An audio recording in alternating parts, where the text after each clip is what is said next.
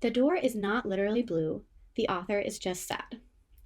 This research paper explores adolescents who use disciplinary literacy to create meaning in their English language arts class. My name is Macgill Esselstyn. The problem of practice that I have identified as the purpose for this research is threefold. First, we have an inadequate education system that does not prepare students to access college-level texts. Second, these students display lagging disciplinary literacy skills, which result in negative post-secondary outcomes. So disciplinary literacy, otherwise known as content area literacy, is a facet of literacy research that sees each separate content area, math, science, English, as all having discrete literacy skills that students use. That is to say that the way that you create meaning in science class and the way that you utilize literacies of reading, writing, technology to create meaning is a very different process and a very different skill set than the way that you would use those same reading, writing, and digital literacy skills to create meaning in ELA, or English Language Arts. So when my problem of practice identifies negative post-secondary outcomes, this could be explained as a student who does not have adequate literacy access once they get to post-secondary, so they either do not attend college or they do poorly in college.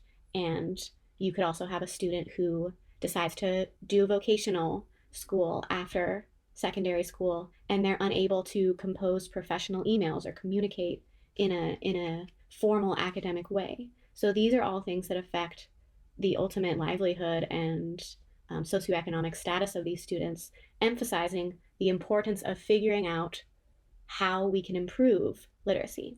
So the way that this problem of practice focuses on literacy is through this aforementioned lens of disciplinary literacy. The third facet of my problem of practice for this research is that there are lots of areas for growth in pedagogy and adolescent learning, and we can use disciplinary literacy in order to improve that pedagogy. There is lots of new research coming out about disciplinary literacy and how it can be implemented by teachers and how ultimately students can use it to their advantage to develop higher level literacy skills in different contexts and different content areas.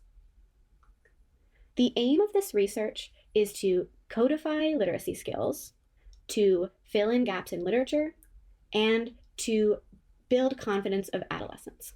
The first facet of my research aim is surrounding how to codify literacy skills. I seek to identify and analyze the specific cognitive processes that students take when they're creating discipline-specific meaning in their ELA class. The existing literature on disciplinary literacy has a lot about what it is and how it can be beneficial to students, but there are gaps in the academic literature that do not address exactly what processes and the ways in which these students use disciplinary literacy in each specific discipline. There are some expert novice studies that show how experts can model the disciplinary literacy skills that are required of challenging texts, and it shows how novices can look up to that as an example and see themselves as apprentices in expertise in content area literacy. However, I want to flip the script with these expert novice studies. My research intends to position students as experts in training in their own right. So I imagine the adolescents as budding as experts, and I explore how they're using disciplinary literacy to build confidence as learners as well, putting them into that driver's seat, that leadership of taking on responsibility for their own education. That brings me to my research question, which is the following. How do 10th grade students employ abstract and critical thinking in the construction of discipline-specific knowledge in ELA class? Again, ELA stands for English Language Arts. So you'll see to the right of this slide, Bloom's taxonomy. And this is a taxonomy that ranks cognitive difficulty of tasks. So at the bottom, you see remembering, and that is just simply repeating something back to somebody. Say it's identifying vocab words on a vocab quiz, okay? And then as we go further up the taxonomy, these command terms require more complicated and challenging ways of thinking. For the purpose of this research, I use Bloom's taxonomy to identify higher order thinking. Bloom's taxonomy has evaluating, creating, and analyzing as the three highest level orders of thinking. And so those are the three that I will be exploring in this research when I consider what students are doing with literacy in ELA class when they're using these higher order levels of thinking. I used qualitative research methodology for this study. I performed classroom observation of a literacy circle discussion, and I transcribed it in real time. I used qualitative deductive open coding with the transcription that I transcribed from the observation, and I coded this to identify motifs and themes in adolescent ways of thinking. I took those motifs and I found common themes that bring them together and represent what these students were doing as a whole and what was common across different student thought processes. And I used thematic coding analysis to identify how learners are creating their meaning in ELA class. I looked at this research through the lens of reader response theory. That was my theoretical framework through which I explored my research question. Scholars of reader response theory posit that there is an inherent fundamental relationship between learners and the mentor texts that they analyze. In this graphic, you will see that there is a vibrancy of growth with the plant themes and the figure reading the book, and this represents the way that this is a growing and changing relationship between the reader and the text. And furthermore, this painting by Caravaggio represents how readers are intrinsically connected to their texts because they see reflections of themselves and their lived experiences in the real or imagined literature written by authors. So because there is that constant identification with various aspects of a piece of literature, reader response theory asserts that that necessitates a relationship and culture between these two entities, the reader and the text. When I transcribed my classroom observation and I codified the themes and motifs, I was able to represent the main ideas in the following flowchart. So there are three major themes that came out from coding all of the different transcriptions and finding the commonalities between those transcriptions, and then addressing what category that would fall under in order to succinctly answer my research question. The first theme is empathy, which ties together the sub-themes of identity and culture that came out of my critical coding analysis.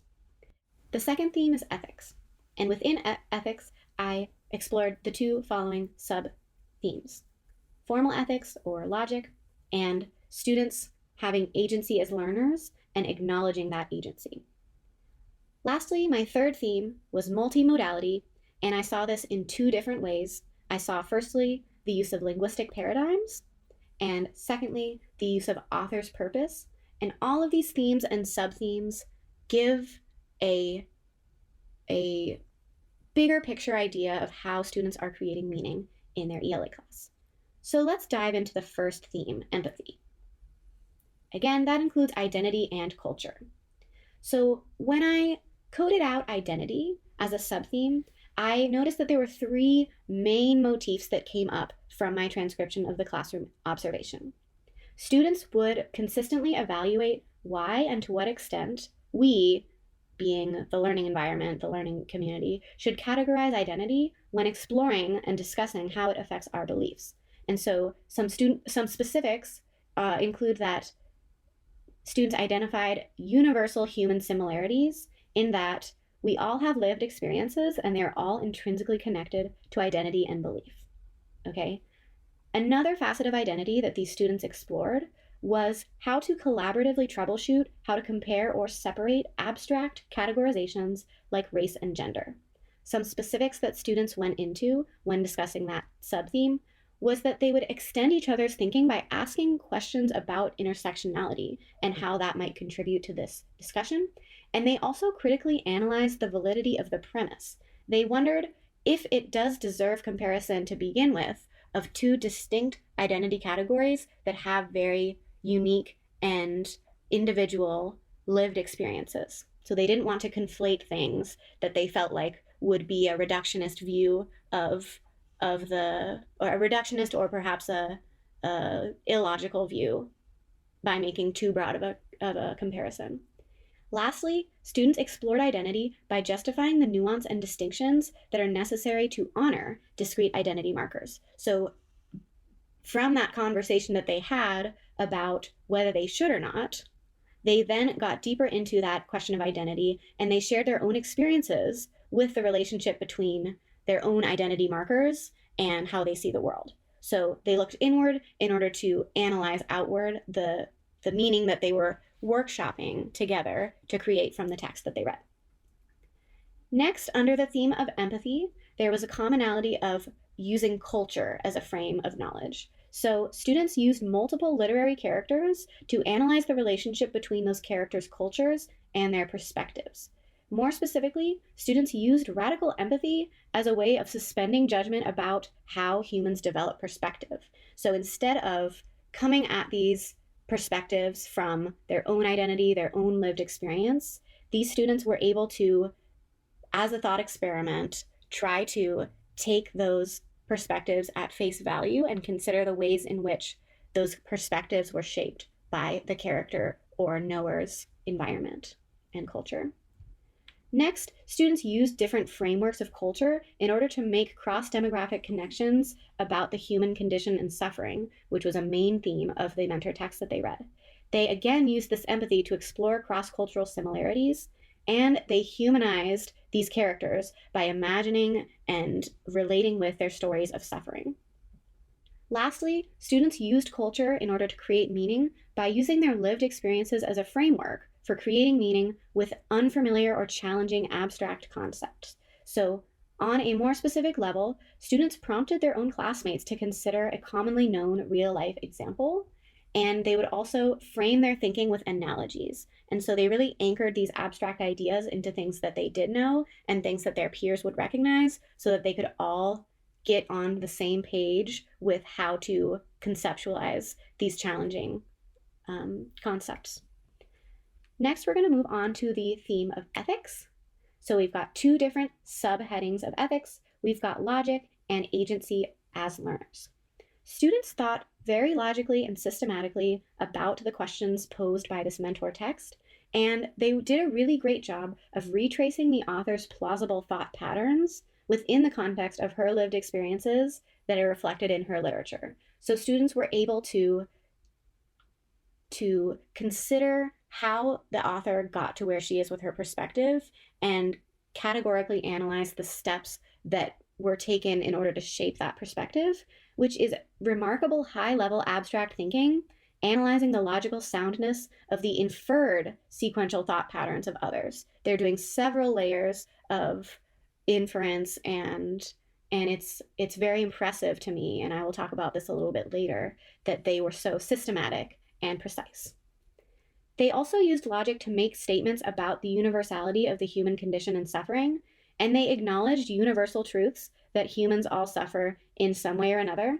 And then they took this a step further to deepen their thinking and use these axioms as a lens to analyze literature. So they were able to take these specifics that were happening in the book, they were able to step back and think about the moral truths that were portrayed by that and that they also feel in their own lives. And then they used it as a frame to evaluate further literature. Very, very impressive stuff from my 10th graders. Another subtheme of ethics that my 10th graders employed was their own personal agency as learners. So this is where I think my pride stood out the most, because I saw them really stepping into their independence and their confidence as knowers and learners. There are a couple ways that they did that. First, they confidently answered these abstract questions by using these axioms of truth that they had developed through logic that pervade the literature. So they were confident to assert their worldview, and they were confident to assert what the worldview was of other characters through inference. And they also wielded very abstract ideas like identity as a way of knowing, as a lens through which we can look in order to create meaning. They also thought very flexibly. They repeatedly acknowledged the dynamism of complex questions, and they humbly accepted gaps in their knowledge. Students accepted that some questions that they were raising don't have concrete answers, and that they will continue to grapple with them as they go throughout their lives. Additionally, they had a strong willingness to ask their classmates for help or clarification, and they took very different lenses, approaches, and frameworks in order to think about the questions very holistically, so they were very flexible. Lastly, they used each other to contribute to an iterative process to approach the creation of meaning collaboratively. So they built off of one another. They used excellent discussion skills, such as evaluating, respectfully challenging each other's claims, clarifying, and having a very communal process to create meaning when it can be very challenging with the level of text that they took on. So they were not alone in this process of creating meaning. Our third theme is multimodality. Through multimodality, I will explore how students use linguistic paradigms and author's purpose.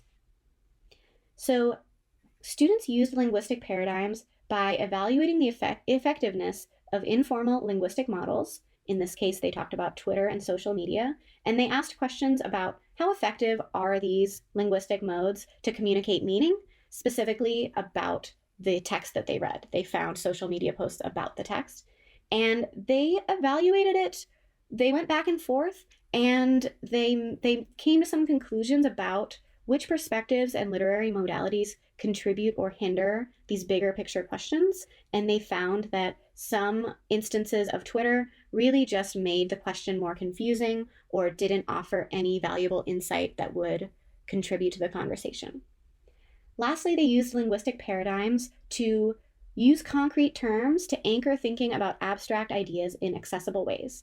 So my students are Gen Zers. They are using language of their generational zeitgeist to understand abstraction through concrete examples. So when we talk about the way that gender influences perspective, right? Gender and perspective, these are abstract things, but something that is tangible to these kids is Harry Potter. And several times they came up with the example of J.K. Rowling being a TERF. A TERF is an acronym that came out of their generation, and it's a I suppose a form of slang that describes the way someone's perspective on gender is conveyed through social media. Moving on to the second aspect of multimodality, I explore how students leaned on literary modalities as a way to construct meaning. So students compared and contrasted how perspectives, either the same perspective or two different perspectives, how they're conveyed differently between fiction and nonfiction writing. They performed a meta-analysis of how the delivery of literary meaning affects the ways students interpret and create meaning from it, meaning that they would, even within the sub-content area, right? Earlier we talked about how you create meaning uniquely in English language arts class using skills that are discrete and distinct to that class, and those skills look very different in other classes. So here, they make an even deeper distinction between how to create meaning between the two different kinds of texts, fiction and nonfiction, which I thought was quite insightful. Next, there was a theme from the codes that I analyzed about drawing from the author's diverse literary modalities. So pushing beyond this question of fiction and nonfiction, we have different methods of delivering her communication, such as interview, transcription, and oration. And they used all of these different modalities from the same author to triangulate a conception of her meaning that was permeated throughout all of the different modalities. And they used analysis from multiple mentor texts to clarify abstract meanings, and they conveyed it similarly across modalities in order to come to a consensus. They further used literary modalities to evaluate the extent to which the author's meaning can be conveyed. It's fiction. They made some very good points of it's not real. So we cannot assume that the author is writing things that are based in her personal point of view and perspective. They made really good points about how fiction blows open the doors of possibility for analyzing perspective and all kinds of different things that exist beyond the author's personal life. So they did a really impressive job of applying their knowledge of ELA-specific mentor text techniques, and they used this to weigh the difference between dramatization and reality and how that can affect the way that they create meaning. This research has given me a lot of real-world takeaways that I can use to improve my further professional growth.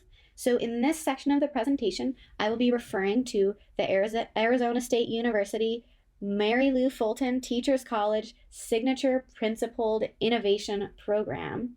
And did you know ASU is #1 in the US for innovation? Yeah, better than MIT and Harvard, and we've gotten that award every year since 2016. Go Sun Devils! In the Arizona State University Principled Innovation Framework, we see 4 different practices that collaborate with one another and add to each other in order to have a holistic practice of innovation. So the 4 categories are moral, civic, performance, and intellectual. In this research, I want to focus on how the intellectual aspects of principled innovation can improve my career moving forward. So one definition of principled innovation in the intellectual category is that principled innovators develop habits of an informed systems thinker.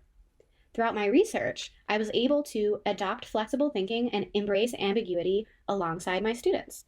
I was in the unique position to be a fly on the wall during that discussion as I was giving my classroom observation, and I had also read this book with them to support some of my students, and I was able to really follow along with what they were saying in my head and take after their model of their flexibility and their acceptance of the fact that sometimes they're going to get stuck in the gray area and they're not going to be able to have something definitive, and that's okay. I also really appreciated the way that they cooperated with multiple perspectives to collaborate in the process of meaning making, and I hope to adopt that in my collegiality practices as an educator. Lastly, this research gave me so many exciting ideas about how I can implement these specific cognitive processes and content area specific literacy skills into curriculum design and into learning objectives. Another aspect of the principled innovator who values intellectual innovation is that they reflect critically and compassionately. So my students demonstrated an impressive growth mindset to aspire to create meaning from complex or confusing concepts. And this is something that I too want to model for my students. There's a phrase that I would like to throw out here is that mistakes are falling forward. So when I myself encounter and ultimately teach challenging texts or materials or content, I'm going to model that growth mindset and vulnerability. I'm going to affirm that this is hard, and I didn't get it at first, but I stuck with it and sat with the confusion, requiring me to test different analytical techniques, ultimately improving my ability to decode inaccessible language and make it accessible. And that is something that I want to bring to our conversations about creating meaning in all different types of texts in our ELA class. Lastly, an aspect of the intellectual principled innovator deals with reflection. And I want to continue to develop a reflective practice to consider how collaborative literary analysis affects the learning environment. From this research, I noticed that their best and most insightful conversation tidbits were when they were riffing off of each other, asking each other questions, and respectfully challenging each other. And this is the kind of co-learning space that I want to foster in my own classroom and my own future practice as an educator. In conclusion, the following key takeaways summarize what my research found. Adolescents use the following discrete ELA-specific skills to create meaning. They rely on empathy to ground their discussions of perspective and culture. They use their own conceptions of personal morals, and they consider societal morals and norms when making value judgments. And they use multiple literary modalities to evaluate and compare how meaning is created across the different mentor texts that are available to them as an ELA student. The following is an unexpected finding that came out of this research that I was really impressed by. Students felt confident drawing definitive boundaries around abstract concepts such as morality, and they also defended their positions with logical sequencing of their analysis. So these students were very confidently asserting big answers to big questions, and they were able to back it up to their peers. So having that confidence, going back to the aim of the research, which is to develop that confidence, to ultimately develop their skills, develop their growth mindset, and find success in post-secondary outcomes. I was very happily surprised to see that we had students who already had that confidence as 10th graders. Throughout my research, I've identified options for future research that could continue the conversation, that could give a better holistic understanding of disciplinary literacy in each content area, and to provide pedagogical techniques and strategies to improve literacy education in general in our country, where our literacy education is currently failing. So I believe that there are plenty of opportunities for future research to codify these discrete disciplinary skills that adolescents use in their other content areas, or perhaps an expanded study on discrete disciplinary literacy skills in ELA with a larger population of students. We could apply these findings to improve the quality of secondary content area literacy. Thank you very much for listening to my presentation.